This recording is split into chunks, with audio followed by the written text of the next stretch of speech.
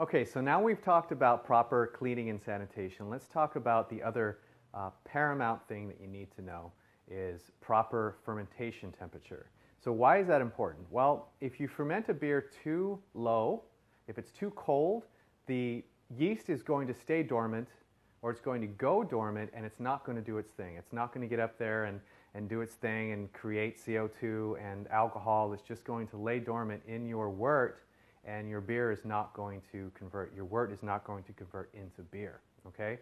So what if your fermentation temperature is too hot?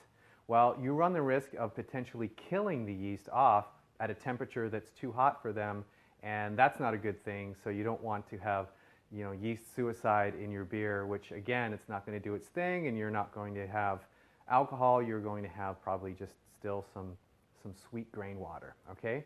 So usually with the kits that you get either at your local homebrew supply store, in the recipe it will tell you the acceptable fermentation range, which generally as a rule of thumb is 68 to 72 degrees. So, but as an advanced pro tip, what you want to do is if you're buying yeast for the first time, make sure you take a look on the label and see what the range is for that particular type of yeast. So this is a Safale US 05.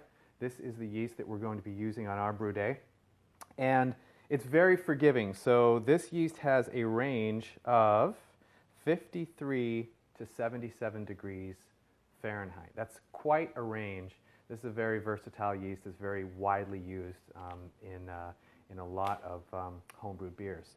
So I also have a Belgian ale yeast here. This is from Mangrove Jack. And Belgian beers tend to ferment at higher temperatures, so the range for this particular yeast is 79 to 90 degrees Fahrenheit. So you can see how just by changing the yeast, your fermentation temperature changes. You wouldn't want to ferment this at 90 degrees because it would probably die. So here is an example of a liquid yeast. This is White Lab's WLP 001. This is the California ale yeast, and this has kind of a smaller range. This says ferment at 70 to 75 degrees. So again, if you're fermenting, this beer with this yeast at 65 degrees, it might not get off to a good start, and it might not finish fermenting. So that's the importance of proper fermentation temperature. Hope that helps. On to the next pro tip.